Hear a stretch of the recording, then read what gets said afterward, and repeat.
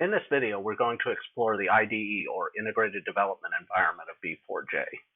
B4J's IDE encompasses all of the tools and resources that you need to develop your own desktop, server, or IoT applications. Now, this first window that we're looking at is the main window, which is where you input your code in order to make your application actually do something. Over to the right, we have a number of tabs, the first of which is the libraries, which are involved in the compilation of the code that you type into an executable when you run the application in either debug or release mode.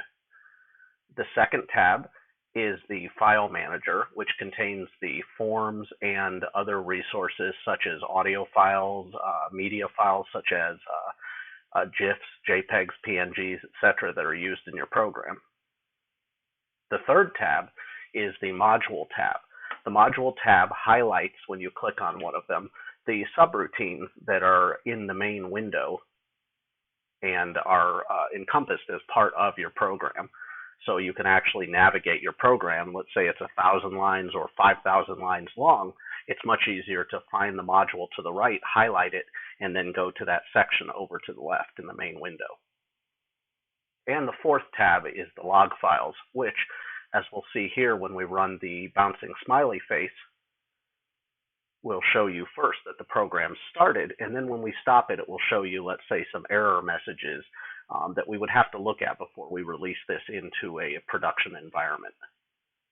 So if you'll note here, as I mentioned, the program started, and when we stopped it, you'll notice over to the right a number of error messages that we would have to look at before this went into production if this was an actual application for release. We can clear those logs. And now let's take a look at some of the menus up top. We have the File menu, which contains the usual items that you would find in any Windows-based application. You can do a new user interface or non-user interface application. You can open an existing application, or I should say an existing project, or you can also choose one of the more recent ones that you've worked on down below. Of course, you can save your project. You can also export not just your code, but all of the modules and all of the resources in your file manager to a zip file in one easy step for safekeeping out on, let's say, the cloud, or for posting to the B4X website in order to get assistance, to share, or to share with friends who are also developers. You can also print preview and print code. I use that frequently when I'm troubleshooting. Now, over in the Edit menu, a couple of things that I want to show you specifically are the block comment and block uncomment commands. The block comment is when you highlight a section of code and then you go up to Edit and block comment. What that does is rem out in old terminology, or turn that code into non-executable text. Basically, it is now just comments. It is not actual text that will be compiled into part of the program. And if you block uncomment, that turns that back into executable text, or at least text that the IDE will attempt to compile if it is compliant with the language that you're using. Now, this section is the designer.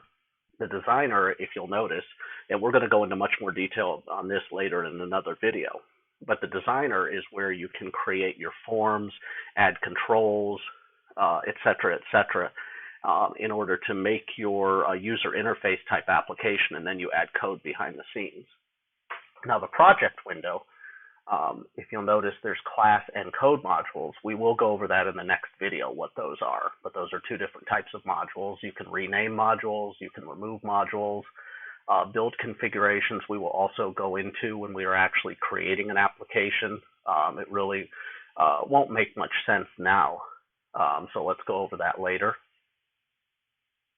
And then there are different ways to compile and run your application, either in the foreground, background, or compiling your application to a library where it can be executed later. In the Tools menu, we have different themes. You can change, depending on your aesthetic taste, you can change the IDE to something that you would like to work within. I prefer to just leave it default because the aesthetics of the program really are not something that I really have any need to change, but to each his own, and some people do like to change the aesthetics and the look and feel of the IDE.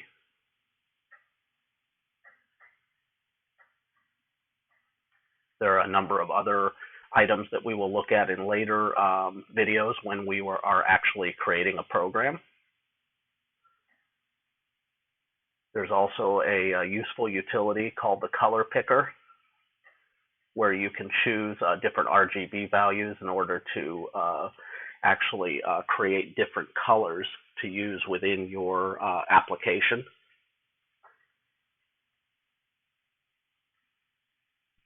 And of course, the last item in the menu is the About, where you can check the version number of B4J, as well as go to the B4X website. And of course, you can go to the online help, which is the B4J specific section of the B4X website. Now in the middle, we have a number of these different items that we already went over in the top menu are repeated as buttons, and you'll get to know these buttons as you're working with the IDE.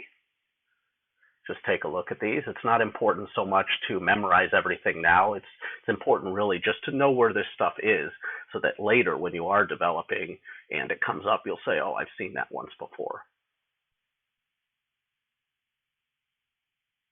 The Run button and the Restart button. And the last section is the different modes that you can release that you can actually run your application in, either in debug mode or in two different types of release mode. And for now, that's it for exploring the IDE. Look for the next video in which we'll look at some of the foundations for programming, and then after that, we'll actually get into creating an application.